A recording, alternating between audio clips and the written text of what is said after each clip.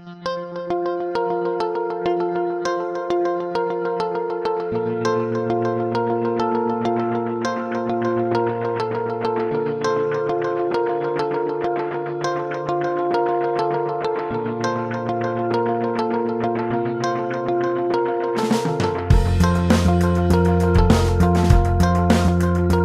mum's shouting, "Come on, are you up? Come on, it's 5 o'clock.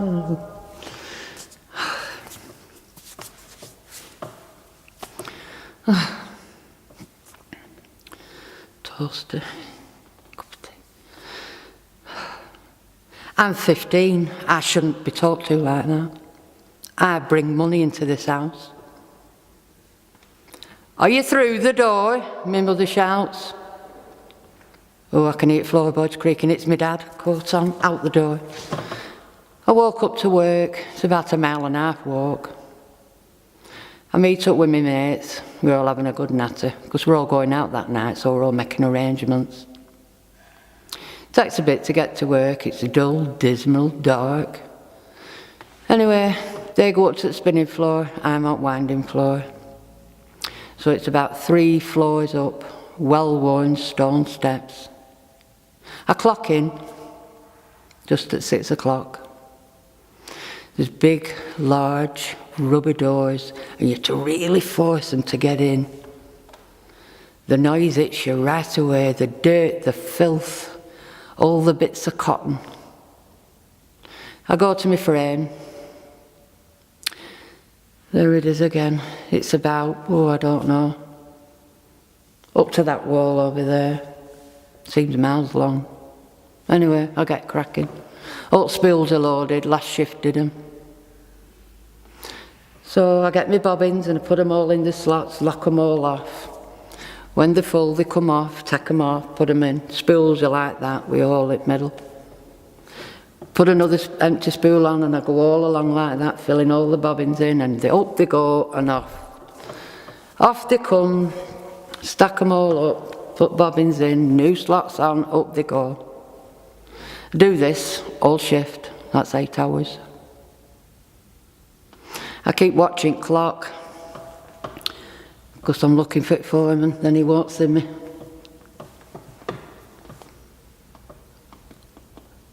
My mate's at the door. You can't talk because you can't hear one another. You've got a lip read.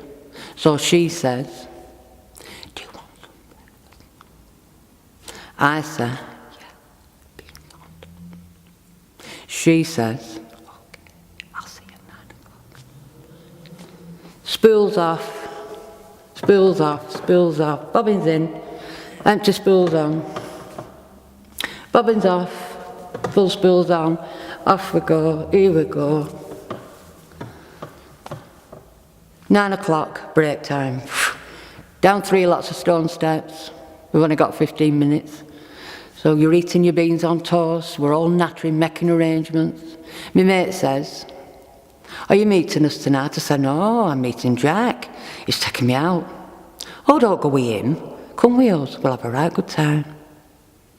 "No, come on with us, it's payday." "Yeah, well, I've not got so much. Come with us, we'll have a right good time." "Look, I've got to go now, it's 1:15. Zoom up the 3 lots of stairs, push them heavy doors again. Here we go again. Full bobbins, full off, full off, full off. Bobbins in, all along. Full off. All here they come up, spools. And they go, bobbins in, all along. It's 11 o'clock. Foreman will be going in a minute. It's payday today. It's Friday. There he goes. Let's keep working. Let's not see me doing now till sack me.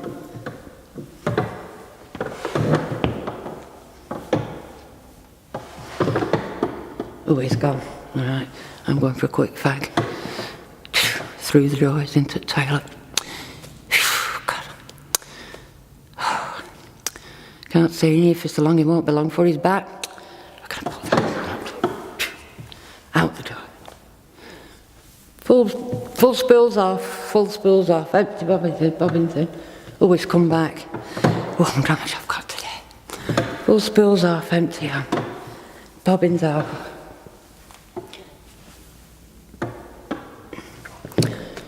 There he is, he's coming now. Oh, how much have I got paid today? Can't wait to go out tonight. Oh, full spills off. Bobbins in. Oh, he's just shouted me. I have to go and get my wage. I've got to go up to his office. It's all full of glass all the way around. He watches everything, he misses nothing.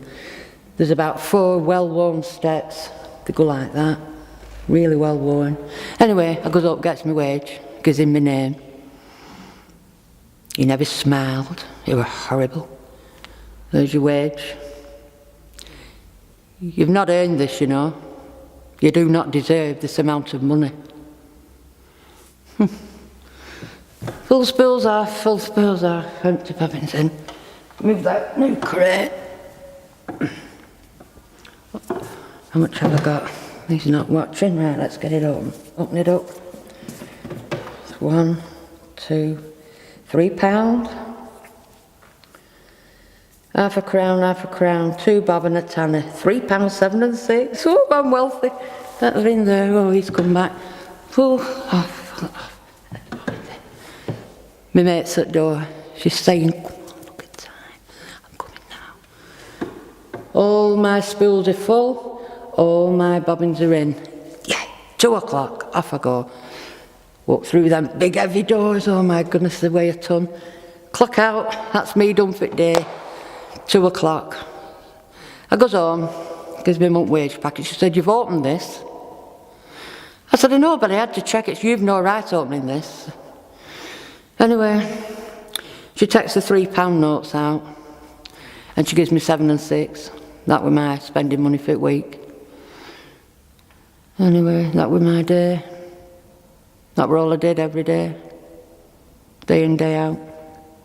For £3, 7 and 6 a week. I left school in April 65. No, it was my birthday, 15th birthday, April 65. I started work in July 65 in cotton mill. Tried spinning, but I was no good. I kept breaking up ends, so they fired me down to winding floor. A lot of old, very old people have probably been there since goodness knows when, but a lot of young had come in, my age group. So I didn't feel isolated, you know. You used to have to get up, and it was like that, you know, come on, get up or I'll get your dad, and that way it worked. Floorboards were creaking and, you know. You're out the door you're up at 5, you're out the door for about 5:30 because you had to walk to work. You clocked in. You had to be in for 6. If you didn't, you know, you were up in front at foreman. And it was mundane, filthy, dirty. The windows never opened. They were black. They've probably been never opened since the day they were put up, and that was probably 1800 sometime. There were dust and dust particles, cotton bits just flying around, and with heat off the frame that I used. There were big rollers like that, and they were continuously rolling. There were 1, 2, 3, I think there were about 4 of them, and they were continuously rolling them. So all the heat off them, the muck that come off it, you were just breathing it in all the time. You were literally covered in cotton. Your hair was covered, because I had really long hair then, you know, and you had to use a blow thing to get it all off. I stayed at Alston Mill. That was 62, 2 to 10. Stayed there for, goodness knows, 9 months probably. Then I went to Fountain Yarn Dyers. That were comb winding. They did their own dyeing and they did their own production, their own dyeing. They had I think they had a weaver's shed there. But I was winding. Then I tried Imperial Mill. I didn't like that place. No, it were very robotic. So I never stayed there. Then I went into engineering, more money, different money completely there. Then I got married, had children, and moved on to care work, and stayed in care work up to my retirement. I was only 15. Majority of us were only 15. Some had just gone 16, and we'd all decided to go out. And we'd gone in the pub round the corner, you know. And it were what can I say, day breaking to do it, you know. It was payday, it was Friday, we'd all have been on 2 to 10. Normally, you got your wage pack and you took it straight home and give it your mum. No hesitation. So anyway, this particular Friday, we'd all made arrangements to go out. We'd dolled a cell up with makeup, you know what I mean, did the best we could. Anyway, we went into a local pub, on Harwood Street it were. We'd all got served. They were loaded, pub was packed, literally packed. Anyway, police come in. So a friend of my elder sister, she said, if you ever get caught out, give them my name, which I did. So I was the only one that never got took to court. It was bad enough having spent a lot of my wage, let alone getting took to court. So I got a good leathering when I got home, you know what I mean? But the day that they were all in court, the mill were empty. It were empty. There were only older end there and me. You know, they all got, I don't know what they got, fined or something, you know, for being in a pub underage, because I think the age then was 21. The difference between men and women was astronomical. Really, really. Only men with the bosses, only men with the foreman. You know, there were no women foremen, not the places I worked anyway. And they just taught you like you were muck. Oh, men were like gods. Men were like gods. The men were, women were mere females, you know.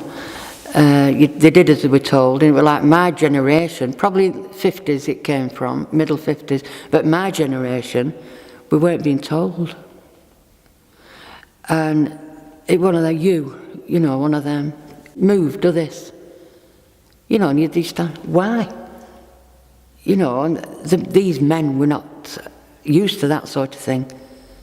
You'll either do it or you're through the door, and that's all you got. There was no explanation, you through the door. You know, and you did get sacked on the spot, you know, nothing. And off you went, you got your cards and you moved on. I mean, today, if mills were going today, I think they'd be run different.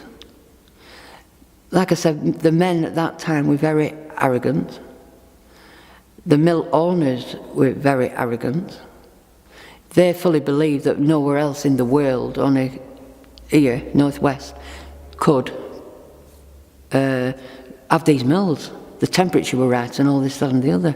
But their arrogance stopped us advancing. And that's, I believe anyway, that our demise came from their arrogance. I really do. Because that's a load of nonsense. It is. But the trade's gone. It's sad.